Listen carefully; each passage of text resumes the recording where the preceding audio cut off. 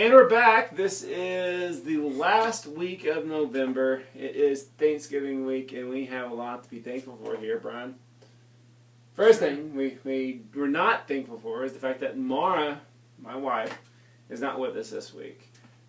She's no longer with us. She's no longer with us, but she will make a return in December. So if you're exiting off the video just because you see Mara's not here, go ahead. Go ahead. That's fine. Yeah, we're not going to be upset. But if you are going to stick around anyway, well, you might as well, because we have a lot of comics that we're going to talk about.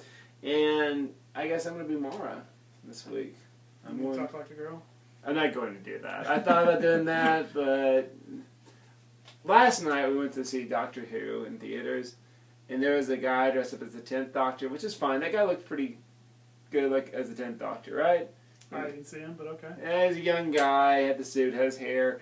He looked like it, but he did a terrible British accent. First of all, which, David Tennant is Scottish, but I'm not gonna split hairs on that. But the problem was, I was in the concession stand with this guy for like 15 minutes, and he never broke this terrible character that he was not doing well. And in the concession stand, guy was kind of like, "Are we really doing this? Like, can you not just talk to me and order popcorn?" And if I do a girl impression, that'll be the same thing. So I choose not to. I choose not to. But I will talk about your independent books. What I used to and get in trouble for calling their second and third tier books. Which is pretty ridiculous when you got Walking Dead. Yeah, which are some of the better selling comics yeah. from some of the bigger name comics. So we don't do that anymore. We do call them independent books. And even though there is some great stuff coming out from Dark Horse and Oni and other publishers this week, I'm just going to focus on the three big Image books. At least the two big Image books, which are, I think, leading the sales at Image, and that is Saga and Walking Dead. And of course, we know that Walking Dead is kind of in the its first step into All Out War. So we're in chapter 3 of 12 of All Out War. And remember, this is bi-monthly now. So in 2 weeks, I guess we'll get... Bi-weekly. Bi-weekly, sorry, not bi-monthly. That's Sandman. Yes. Yeah. Well, not even. Not even bi-yearly. Every 2 weeks is Walking Dead. Yeah, and back to the more monthly Image books, we have, of course, chapter 16 of Saga. Wow, 16. It just feels like 2 years ago that started. Because it was 2 years ago. I don't know, man. Saga takes those weird breaks that I hate. Yeah. Where it's like gone for 3 months. And I guess you're getting pretty close to that happening again. Yeah, probably there'll be a break after 18. Yeah. Because every 6 issues. Yeah, oh well. But that's what, you don't want to squander the creativity. Speaking of a very creative book, we have Pretty Deadly #2. Kind of a controversial... Well, not... The issue itself wasn't controversial. Let's rip it up. Yeah, exactly. It's people ripping up comics. Which, if you're going to rip up a comic, don't rip up Pretty Deadly. Rip up... Marfleas or Teen Titans, yeah. Rip that ish all the way up. I guess we can say ish. My brother-in-law, Caleb, likes to substitute the word ish for another curse word, but we're going to move on. That's pretty much it for the independent books. I don't know. Good stuff. I'm excited to read all three of these, even though Walking Dead, well, I'll probably read sometime next year when I actually get caught up on Walking Dead. What a fool. I know. I'm even behind on the TV show. What a bigger fool. I know. The governor's back, dude. I'm busy watching Bob's Burgers. Alright. It's a good show. Alright, get that out of the way. We don't need to talk about that just yet. What we're going to talk about over at DC, I don't know why I'm pumping these 0-year tie-ins so much. I think they're just good jumping on points. No, not really. But, if you are curious, we got 2 0-year tie-ins. We got The Flash and Catwoman. And if you notice, Catwoman is Terry Dotson cover, but I doubt it's confirmed. It's not. No, it's Aaron Lopresti, who's Yeah. also a really good artist. No, the arts definitely looks pretty good in this one. Oh yeah, I like that. We'll show the kids that one at home. There's a tease for you. I got Selena jumping and running away. I don't know. I hope this isn't really a Catwoman origin story because I think we've gotten like 3 of those so far in the New 52. I don't know if it's an origin, but I mean, it's certainly the other ones that I've read take place in that year where Gotham is dark or whatever. Right. So. Or not a year, I guess. Whatever, however long that period is. But thing that bothers me, the Flash cover is great. I love it. It looks cool. But what's going on with Bulk's face in that picture? I don't know, dude. He looks afraid. I don't know. Just do we even know if that's Bullock? Why would Barry be in Gotham City? Although I guess he's got to be for 0 year. Yeah. So I assume that is Bullock. I mean, no, it does say Gotham real big right there. On yeah. So that is Bullock. We're confirming it right now. He's not holding a shotgun though. That is true. Which He's got a pistol though. But that's Bullock's thing now. Is shotguns according to that Thanksgiving picture. Which does that come out? What's at the back of those DC books? Oh, junk. I mean, really good stuff from DC. Yeah. Ambush Bug's got a Power Girl costume on. Again. I think they showed that one like 15 times. Why can't they just go back to... Oh, okay. This is the last Jeff Johns Aquaman, which is sad because Jeff Johns did kind of like what he did for Green Lantern about a decade ago and brought this guy back to attention, but not nearly as strong as he did for Green Lantern. Because, as we joked around months ago, once Aquaman goes back to Atlantis, the interest is not there anymore. I think it's mostly because he's the only superhero that's in Atlantis, and I just don't care. Well, he's not even a superhero. I mean, I guess he still talks to fish, but everybody else can swim and stuff. I don't know. Atlantis is just boring. Yeah, it is. It is. But who is picking up Aquaman? Jeff Parker. Okay, all right. Well, that's probably good. Yeah, that's pretty exciting actually. So cool. But sadly, if you are interested in Jeff Johns' Aquaman, it's time to say bon voyage. That's good water. All right. Let's move into the Merry Marching Marvel Society. You guys sing that song? No. Okay. Alright. There's a bunch of Marvel stuff this week, so I'm being even more choosy than I usually am. But we'll start with all new X-Men. We got some certain character comes back that you might have seen in other books, but spoilers, she might just survive this book, which is the last issue of Avengers Arena, where we see... I haven't actually looked, so I don't know who lives and who dies. Oh, cool. I know what you're talking about. But I know a lot of people who live. Next up, we got Hawkeye. This is number 14. Kate Bishop story, because they're going to start alternating every other issue with which Hawkeye it is. So this is Kate getting her feet going on in Los Angeles. We got the last part of Infinity, number 6. Spoilers, Thanos might get his ass kicked in this one. Good. Yeah. Yeah. Superior Spider-Man number 22. I think we're moving into a Venom story now. Yep, there's some Venom going on. Doc Ock versus Venom. Which Venom is it? Is it Flash? Flash, yeah. Okay. Who probably is going to be Guardians of the Galaxy. Yeah, but remember, did you hear that they're going to the planet that has the symbiote? So, but I mean, I know it is Flash. Yeah, he's got a big gun and stuff. So, but I we might just see symbiote incarnate. Yeah, which might be pretty cool. Next up, we got a big issue of Uncanny Avengers.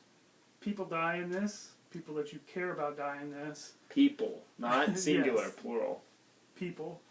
There's a lot of time travel going on in this story, so I'm going to assume we're going to get out of it somehow, because the people who die in this comic book are big people that you do care about. Yeah. So, I'm not going to tell you who it is, but if you want to pick up this comic book, if you're interested in the Avengers or the X-Men. Let's reassure them right now. It's not Wonder Man. It's not Wonder Man, so... it could be Wonder Man, actually. Okay. All right. Well, never mind. Sorry. But that's not the two that you care about. I just confirmed there's two. move on to Wolverine and the X-Men. Next up, we got Wolverine and the X-Men. We're picking up a new story after Battle of the Atom. Shield is angry at the X-Men, and the X-Men are angry at Shield. Well, they should be. Yeah. Yeah. And then, if you're like, one issue of Wolverine and X-Men is not enough because we know now that this book's almost over, Well, you get an annual too. I think we're overdue because Wolverine and X-Men for a while has just been so Battle of the Atom that we need to get back to that school.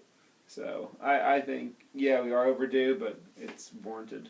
The beauty of the X-Men annual, it does tie into Infinity, but it's all about Kid Gladiator. It's basically a solo issue about what Kid Gladiator's been doing since he left the school, and how fun, or maybe not fun, the Shi'ar Imperial Guard School is. And, I have a feeling he's not having fun. No, but maybe he'll... Because I just turned to this page where he says, I miss my old school. Yeah. So...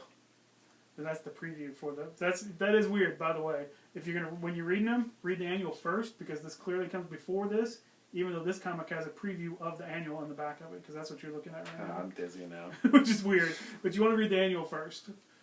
So read this before I read Infinity? No, you can read it. This doesn't matter. I mean, they're fighting stuff in space. That's all you really know when you know about Infinity. You don't even have to have any knowledge of Infinity to read this, the annual. But you do want to read this comic book first, because stuff that happens in this book shows up in this book. Alright. And, can I ask you something before we move on to our picks of the week? Sure. Why is Miracle Man so important? I don't know that it's important, but it's a big, incredible story that Alan Moore did that that has not been available for like 25 years or something, because Todd McFarlane's keeping it under his grubby little thumb. So, I mean, I've only read part of it. I've never read all of it. So I'm super excited to get it, finally. So is this just a really old Alan Moore comic that... I guess I was going to say, it's not really old, but I guess it is 25 years old. Yeah, it's stuff he did before Watchmen, so... Oh, wow. Yeah. So where does it line, and does it have anything to do with continuity whatsoever? I mean, No, it's in its own... Okay. Basically, Miracle Man is Captain Marvel. He's got the same powers and everything. Okay. And crazy stuff goes on, and it's dark and crazy. Alright. People die, universes are destroyed, stuff like that. I don't like how Wolverine's arm's drawn there. Sorry, man. Okay. Well, other than that, then I'm pretty excited. What do we got going on over there? Is that new? What? That Green Arrow? It's a reprint of the Mike Grell series from the 80s. Oh, there you go, people. So, it's a new trade paperback with its old comics. I mean, you can tell just by looking at them. Yeah. I've actually never read these, so I'm going to put it on the shelf, and if nobody buys it, I'll buy it. Take it home with you. Alright, cool. Alright, well, so I guess we got some exciting stuff to talk about here from our picks of the week. I don't know. I'm just trying to get myself back around. My pick of the week is, I think, the second to last issue of FF. I think 16 is the last issue. So 16 says two more? issues, but I could be wrong. Yeah, 16 is the last issues. Well, it's all coming to a head now, which is pretty cool. Oh, yeah, that's true. And the thing is, I'm more excited about FF than I am Fantastic Four wrapping up. Fantastic Four, it's not consistent very much anymore. Not very good. Well, and we know what's going to happen. Yeah. They come back. I mean, no, who knows what's going to happen. Yeah, exactly. And that definitely is a good point. And, it's just... This is just so much the better book. And even with the Fraction change, I feel like it affected Fantastic Four well more than it affected FF. I really think that is because of the Allreds.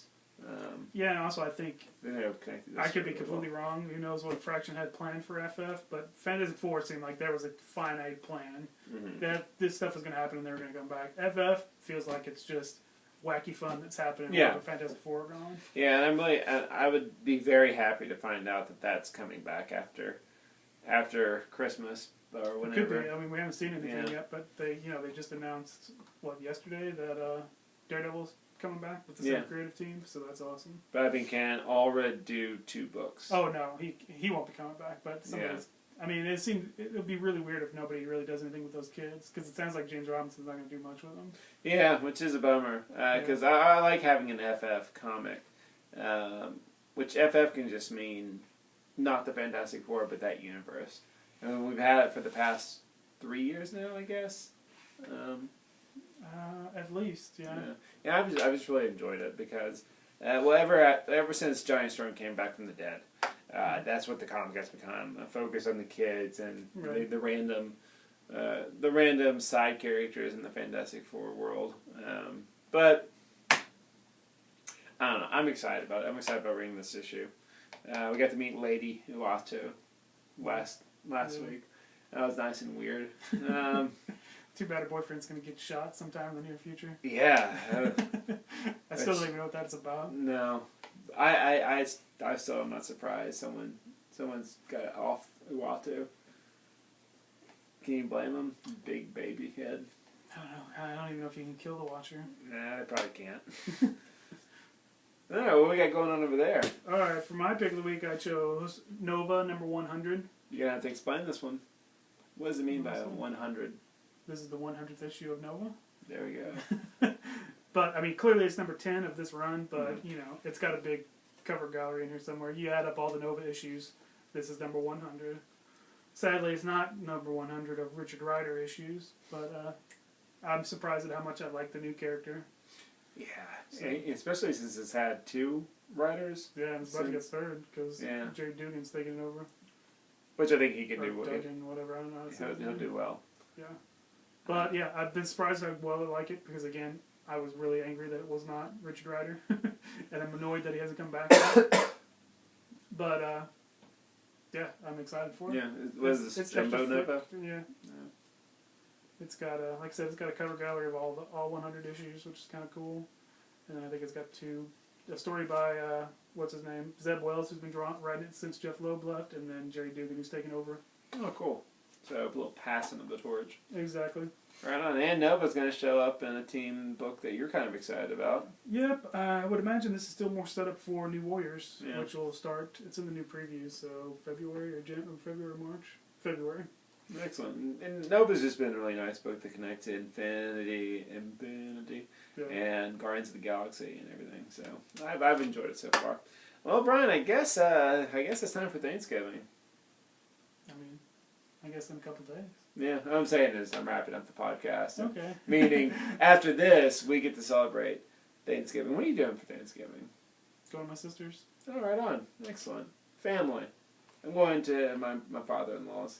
So, pumpkin pie and turkey. And how do y'all prepare the turkey? I don't know. I don't make the food. No. I think we're getting a deep-fried turkey this year. Dude, I just watched a thing where you gotta be super careful because that'll explode on you. Oh, yeah? If you're not careful. If you dump some water on it. They always warn people this time of year of a new way that... that You watch them? Show me one video? No. That's a weird, like, that seems like something Matt would show me. No, because I feel like Gus. if I showed you, I don't think you would watch it. That's probably I send you a link to something, no comment. Like, why won't you respond to this?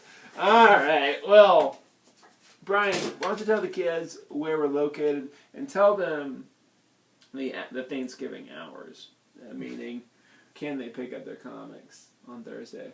No. That's Thanksgiving, dude. I know.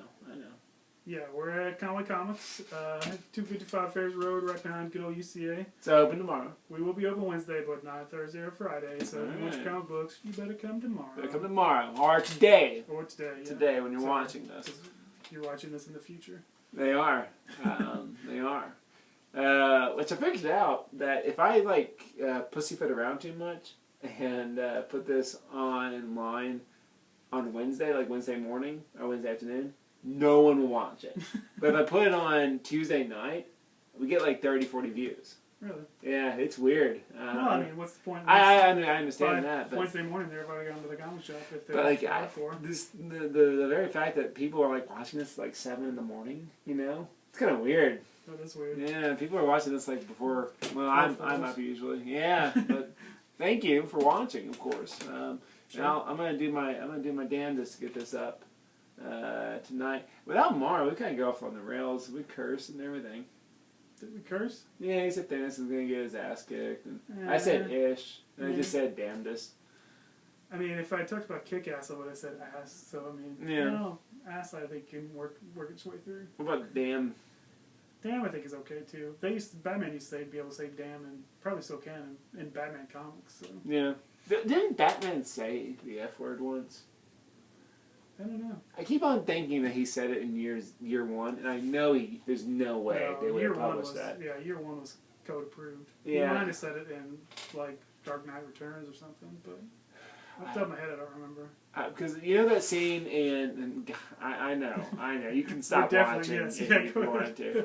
But you know that scene in year one when he first goes out, he's not Batman, and he gets beat up, and he like lands on the fire escape, Mm-hmm. and he's all beaten up.